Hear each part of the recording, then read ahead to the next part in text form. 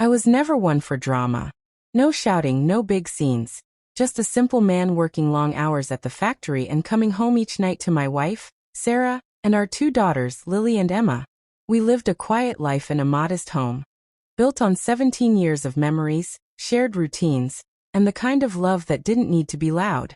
Sarah had been my high school love, the kind of woman whose laugh made everything feel lighter.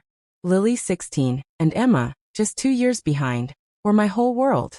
They were close, always whispering and giggling about little secrets. To me, we had something solid, something that could withstand anything. But I was wrong. It didn't fall apart all at once.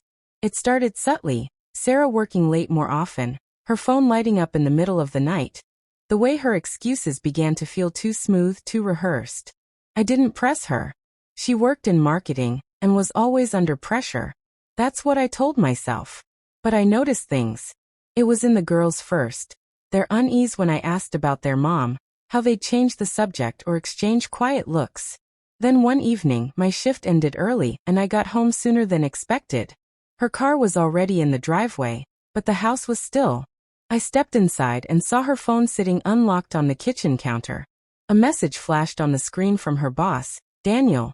Words so intimate, so clear, there was no room for misunderstanding. My heart sank. But I didn't explode. I sat there with the truth, letting it weigh down on me like a stone in my chest, waiting for her to come home. When she did, I asked. She didn't deny it. Her eyes welled up immediately and she confessed. It had been going on for months. The betrayal was sharp, but what truly broke me was learning that the girls had known. They had seen something, texts, maybe even glimpses of them together, and kept it to themselves, thinking they were shielding me.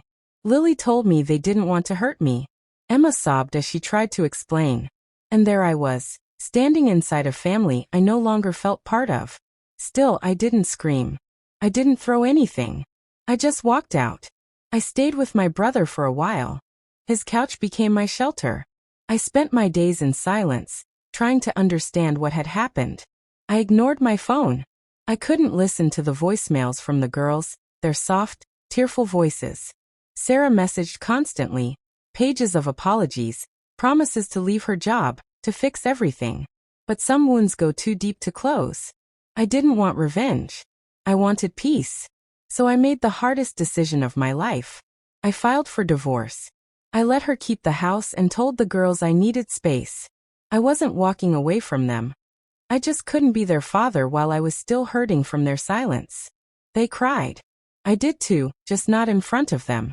I packed up what little I needed and moved far away, to a quiet coastal town where nobody knew my name. I got a job repairing boats, something I'd always dreamed of doing but never pursued.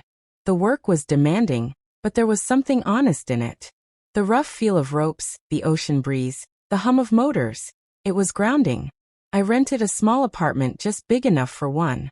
Every morning, I ran by the shoreline, letting the cold air and crashing waves remind me I was still alive.